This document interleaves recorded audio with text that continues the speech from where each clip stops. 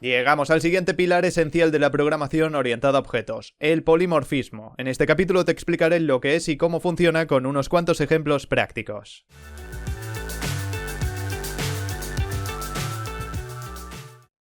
El polimorfismo es la capacidad de un objeto de tomar diferentes formas. Para que lo entiendas fácilmente, piensa en las personas. Las personas podemos ser muchas cosas, por ejemplo, podríamos ser estudiantes y a la vez trabajadores en una empresa. No tenemos por qué ser solo una cosa. Lo que hagamos en cierto momento determinado no nos define al final como personas, en su totalidad. Llevando esto a la programación orientada a objetos, nos encontramos con que un mismo elemento puede servir para varios roles diferentes. Estaríamos hablando del polimorfismo. Un ejemplo de función que utiliza el polimorfismo es la función predefinida len.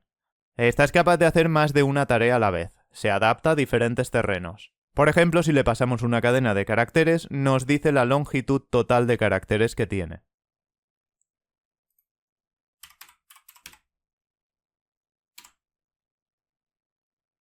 En cambio, al utilizar esta función con una tupla o una lista, cuenta los elementos.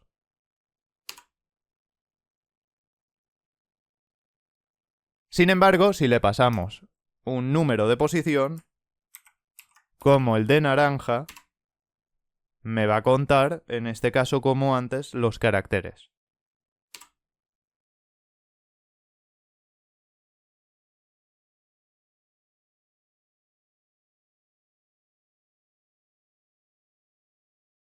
E incluso podemos pasarle objetos de diccionario. En este caso lo que va a hacer es contar los pares clave-valor que tiene. Pues aquí lo interesante es que dependiendo de qué tipo de objeto le pasemos a esta función, va a trabajar de cierta forma diferente. Este polimorfismo lo podemos trasladar a nuestras propias clases y crear objetos más polifacéticos, por así decirlo. En el siguiente ejemplo se utiliza el polimorfismo. Tenemos 3 clases, las cuales utilizan la herencia de clases, y cada una está haciendo su propio uso del mismo método, hablar. Entonces, dependiendo con qué objeto llamemos al mismo método, se va a ejecutar una cosa u otra. Vamos a crear una función que haga algo parecido a len. Le pasaremos un objeto y dependiendo del tipo de objeto que sea, actuará de una forma u otra. Aquí, fuera de cualquier clase, creamos la función.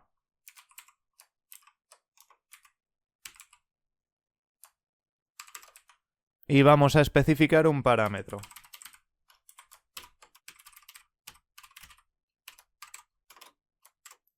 Esto lo vamos a quitar. Y lo dejaríamos así. Entonces llamamos a la función dar voz. Probemos primero el objeto de tipo animal.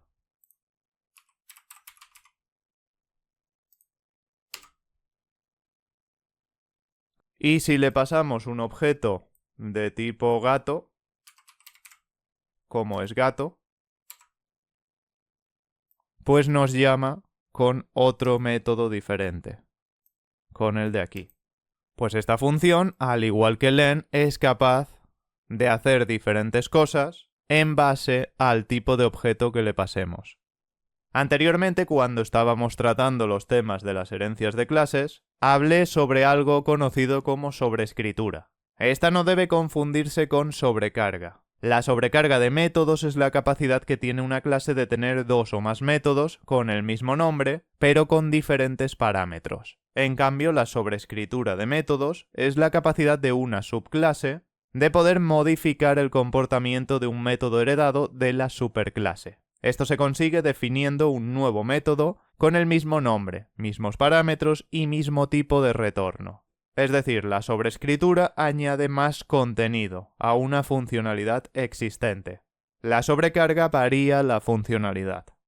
La sobrecarga de métodos o funciones no existe como tal en Python, como sí que existen lenguajes de programación como es Java. Python realmente solo tiene en cuenta la última definición del método o función.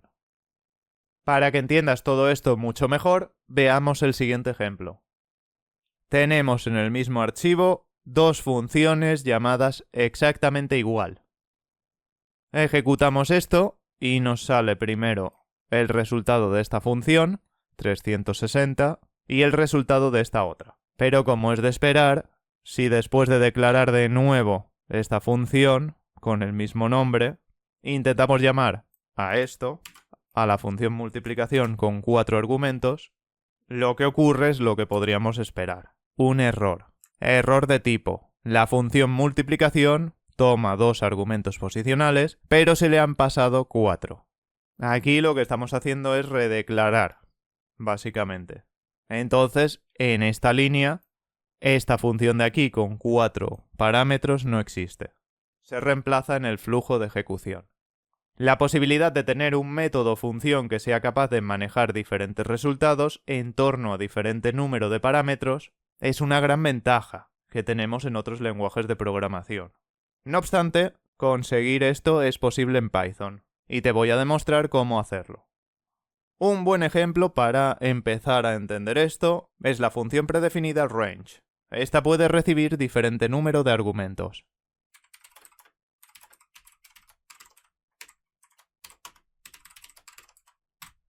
Si llamamos a esta función con un solo argumento, estaremos especificando un valor para el parámetro final, el que puedes ver aquí, stop, que es el que le indica dónde debe parar.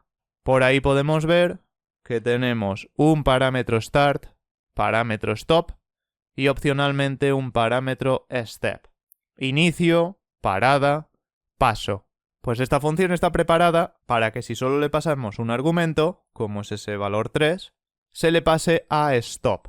Los otros dos valores se los va a pasar la propia función por defecto. El paso va a ir en 1 y start empezará por 0. Esos son los valores por defecto si no indicamos nada. Ahí lo vemos. El 3 no se imprime, pero bueno, esto ya lo expliqué. Ahora que le pasamos dos argumentos. En este caso definimos un inicio y una parada diferente. El paso viene por defecto. Y luego ya si le ponemos 3 valores, entonces ya definimos start, stop y step. Start 3, 35 stop y step 7. Para conseguir esto mismo con tus propias funciones o métodos, puedes hacerlo de diferentes formas. Una de ellas será la que verás a continuación. Empezamos definiendo una función llamada multiplicación, como la que te he puesto en un ejemplo anterior.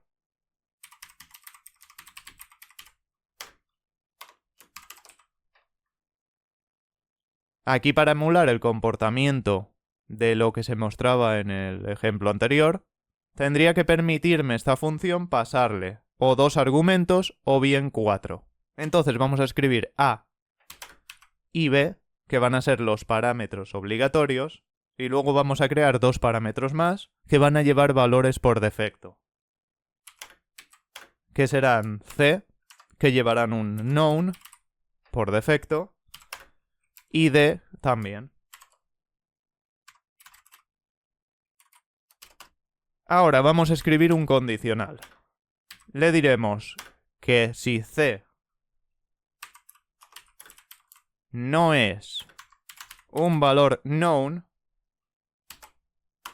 y dentro un condicional anidado, ahora lo explicaré parte por parte, si D no es un valor known,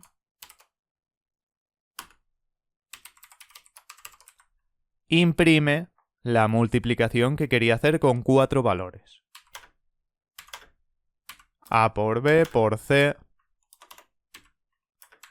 por D.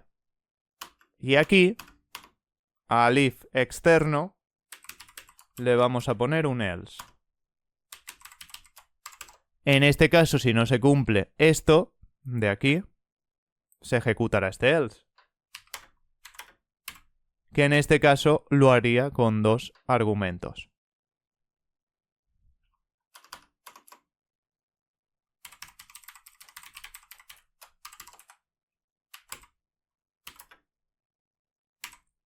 Probamos con 2 argumentos. Funciona bien. Y ahora vamos a probar con 4.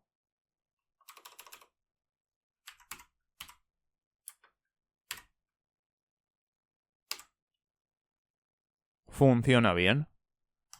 Pero claro, a lo mejor yo quiero multiplicar con 3. ¿Cómo lo hago? Pues en este caso, si hago esto, no recibo nada. Simplemente añadiríamos un else por aquí.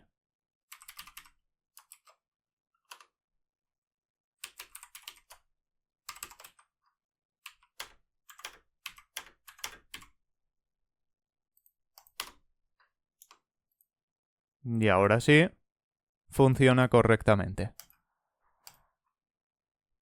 Por si no lo has entendido, te lo voy a explicar un poquito más detalladamente. Tenemos A y B, que son parámetros obligatorios, no llevan ningún valor por defecto, entonces siempre se tienen que proporcionar.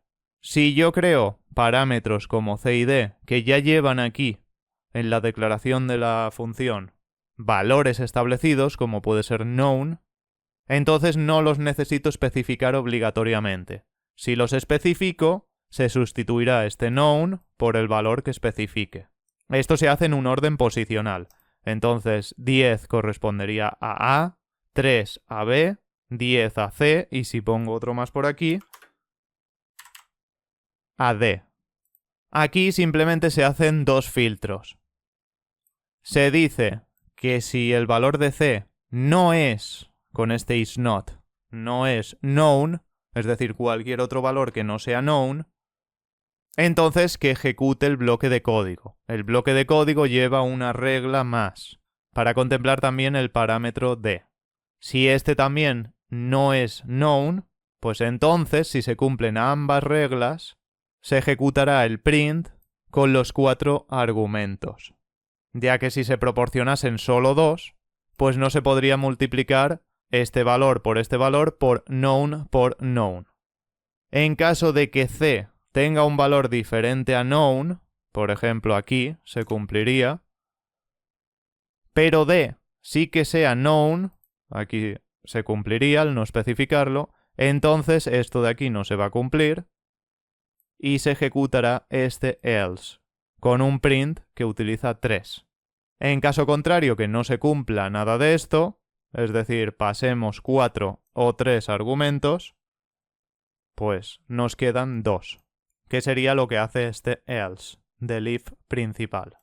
El problema de esto es que complica el código innecesariamente, ya que en Python contamos con una gran herramienta llamada args, que nos permitirá hacer algo como esto, pero mucho más fácil y mejor. Esto y muchas otras cosas. Porque ahora, ¿qué ocurre si tienes que multiplicar 5 valores, 6 o 7? Pues que vas a tener que hacer una estructura muy pero que muy compleja y mala de leer. Fíjate tú lo que he tardado en explicarte cómo funcionaba de manera detallada esto. Imagínate, le vamos añadiendo más posibles argumentos. Pues aquí, básicamente, lo que estaba haciendo yo es emular un poco ese comportamiento que tiene args. Esto para que cuando demos args lo entiendas mucho mejor y aprecies lo bueno que es. Con args los argumentos en las llamadas van a ser ilimitados. Podemos pasar 2, podemos pasar 500, da lo mismo. Se va a adaptar a todo. Un claro ejemplo de args ya lo expliqué en el curso de Python básico. Era la función predefinida print, que lleva este parámetro, objects. En este parámetro el asterisco nos revela que se trata de args, ya que por convención args se suele especificar así. Un asterisco y la palabra args, pero la palabra args no es obligatoria. Así que se puede poner algo más legible como objects, ya que la función predefinida print espera que le pasemos un número indefinido de objetos. Por ejemplo, si le pasamos 2 valores numéricos, estaremos pasando 2 objetos de tipo int, separados por comas, y la función es capaz de procesarlos por separado, al igual que si le pasamos más objetos, ahora un objeto de tipo str. Y esta función se va adaptando a 1, a 2, a 3, a 50 argumentos, da lo mismo. Pues lo hace gracias a ese parámetro especial llamado args. Dedicaré mínimo un capítulo entero a mostrarte cómo funciona este parámetro especial y también lo haré con otro muy parecido, KWArgs. Nos queda ver el último pilar de la programación orientada a objetos, que es la abstracción, y pasaremos ya a la segunda gran parte del curso, la parte de programación modular. Espero que te haya gustado este capítulo. Si es así, te agradecería un montón que lo apoyaras como puedas, para que siga subiendo muchísimo más contenido. Nos vemos muy pronto con el siguiente capítulo. ¡Hasta la próxima!